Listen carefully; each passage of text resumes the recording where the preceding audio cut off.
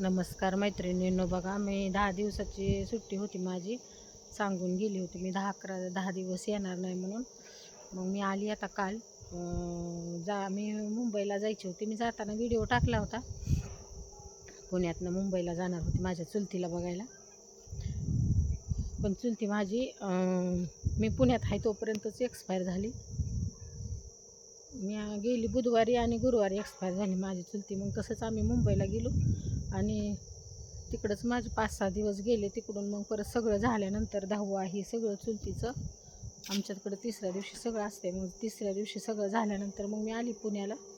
पुण्यातून 2-3 दिवस राहिली बहिणीकडं आणि मग आता आली इकडं रानात आली. बघा असं नारळ गोळा करून ठेवले सकाळी सकाळी. आज आता आम्हाला तोडायचे बोर, ॲपल बोर आहेत रानात. ते आज बायका येणार आहेत 10 वाजता बोरं तोडायला.